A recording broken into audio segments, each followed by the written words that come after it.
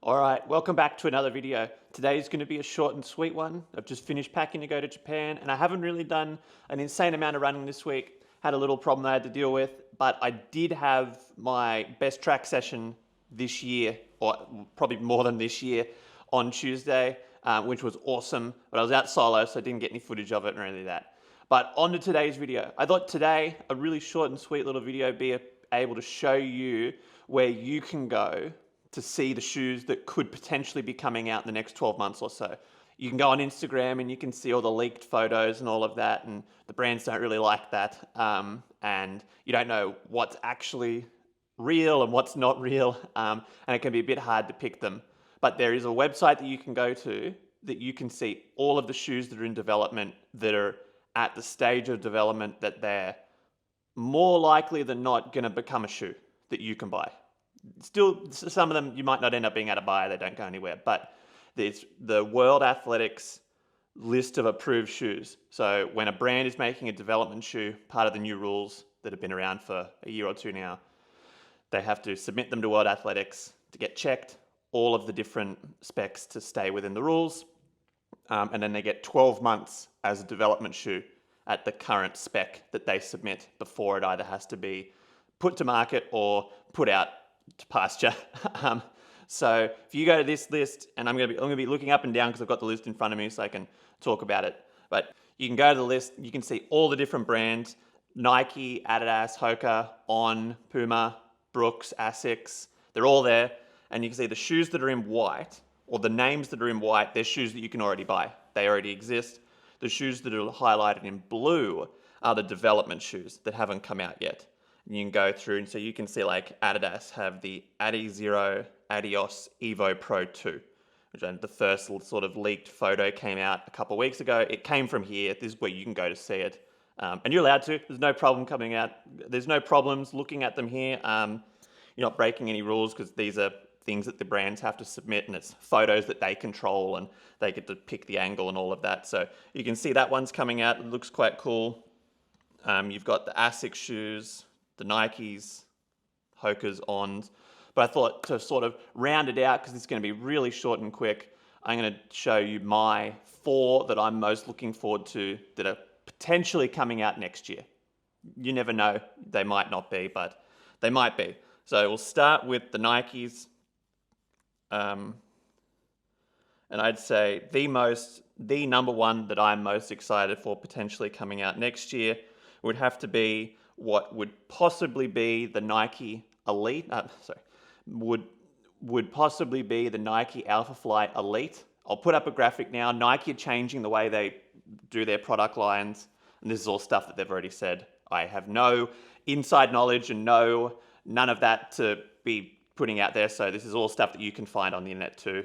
They're sort of streamlining their shoe range. They're going to have the Structure, the Vomero, the Pegasus, and then one or two others. The Pegasus is the only one that the full 3-tier system has come out. You've got the standard Pegasus, the Pegasus Plus, and then the Pegasus Elite. The Pegasus Premium. And then they'll have that for the other ones. They're going to have it for the racing shoes too. And no one's really quite sure what that'll look like yet, but it's kind of speculated that there'll be an Aphafly Elite. And I think I've seen other people think that this one that's on the list, that's Nike Dev 16E, could possibly be that one.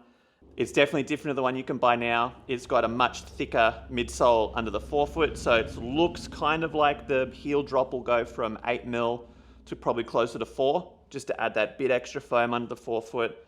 You could imagine that there's probably a stripped away outsole, so it's probably a bit thinner. It probably won't wear as well, but it'll be the Aphafly Elite. So they'd probably want you to be buying the normal Aphafly to use in training, and then using the Aphafly Elite, which will be a more premium. You'd imagine would be a more premium cost for the for your race day, or that might be what the top pros use. It might never come out. That's just a fact with this. They've got until the 19th of September 2025 to either submit again for more tweaks or to start releasing the shoe.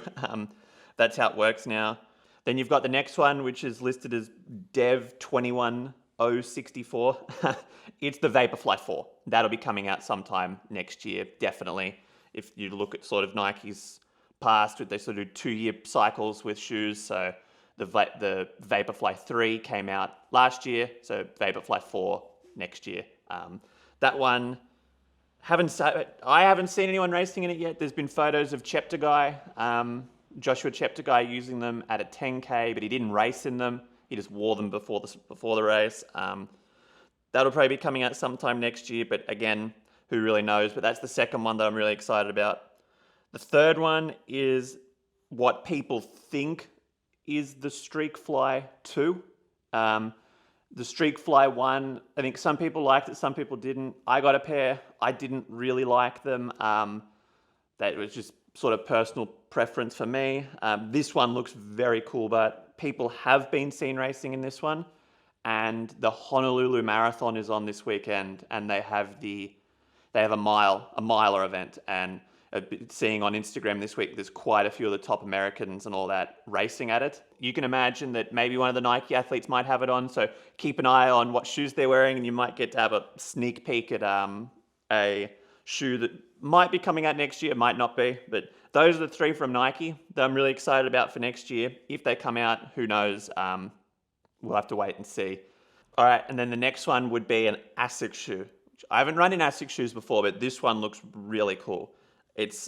Asics have a ton of prototypes listed at the moment on this list. And the most exciting one would have to be the Asics. It's listed as the Asics MZ Type 1. I think that there's a video from Clayton Young's series that Asics did in the lead up to, that Stride Footpods did in the lead up to New York Marathon, where I think he maybe accidentally says what they're calling it internally at least. I can't remember off the top of my head. I'll have a look at that before this goes up, and I'll have put it on the screen right here so you can see that. But again, who knows? Then I've seen plenty of photos of like athletes like Ed Goddard and a couple of the other Aussies wearing it. Obviously, you've seen photos of Clayton Young wearing it in those videos, and then quite a few of the other Americans and Japanese Asics runners have been wearing it. That one looks really cool because that one sort of looks like it's venturing more into that hyper shoe territory that sort of sits more in line with the Adidas Adios Evo 1, Adidas Adios Pro Evo 1. And then next year, obviously, it looks like the Evo 2 will be coming out. There was someone, if you were paying close attention at Valencia last weekend, that was wearing the new Evo 2s, which was very cool. They didn't finish, but it was cool to get a glimpse of them out on the course. So that's it. That's the video. I hope you like it. You can go look at this list. You can just, I don't know, I like to look at it every couple of months, sort of see what's coming, what's potentially coming out. It's cool. It's a place you can go that you're allowed to go and look at them, unlike sometimes on Instagram, the brands get really crappy at the people that are leaking the photos and all of that. And you know, we can look at it. There's nothing wrong with that. But that's just a place where all photos are already approved, or they have to be approved. And it's just a little cool insight to what might be coming in terms of racing shoes. None of the training shoes go on there because they don't need to. So that's that. I'm off to Japan now. I just finished packing. There won't be any videos for probably 2 weeks after this one. But hope you subscribe, and I'll see you when I'm back.